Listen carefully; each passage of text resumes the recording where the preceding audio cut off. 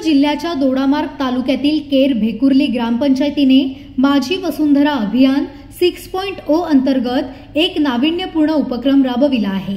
या उपक्रमानुसार आंब्यांचे पारंपरिक वाण टिकवण्यासाठी ग्रामपंचायतीने पुढाकार घेतला आहे।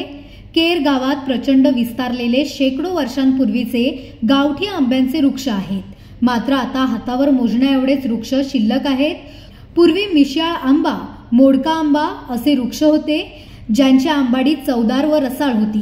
मात्र काळाच्या ओघात जीर्ण होऊन हे वृक्ष नष्ट झालेत। मात्र आता शिल्लक आंब्यांच्या प्रजाती टिकाव्यात यासाठी पारंपरिक वाण कलम राबवण्याचा निर्णय ग्रामपंचायतीने घेतला आहे। येथील सवाटा मंदिर येथे कृषी अभ्यासक चंद्रशेखर सावंत, रोपवाटिका अभ्यासक सुनील देसाई, कलम तज्ञ महेंद्र मोरजकर, कृषी अधिकारी खडपकर यांनी सुरुवातीला शेतकऱ्यांना मार्गदर्शन केले। कलम बांधणी वाढ संगोपन याबाबत सविस्तर माहिती देण्यात आली। माझा गाव हा डोंगर कपारीमध्ये येतो।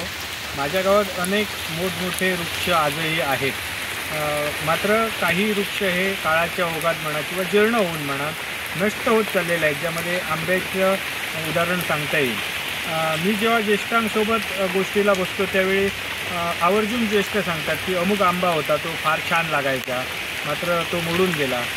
आत्तासुद्धा काही असे आमचे मोठे मोठे आंबे आहेत जे आत्ता जर जपलं त्यांचं वाढ नाही तर भविष्यात या जातीचे आंबे आम्हाला खायला मिळणार नाहीत। म्हणून आम्ही सगळ्यांनी एक प्रयत्न केला की जे आता मोठे आंबे आहेत त्यांची कलमं करायची, जेणेकरून ती जातही टिकेल आणि जी जुनी गोडी आहे ती गोडी पुढच्या पिढीला सुद्धा मिळेल। या निमित्तानं हा आमचा एक प्रयत्न आहे।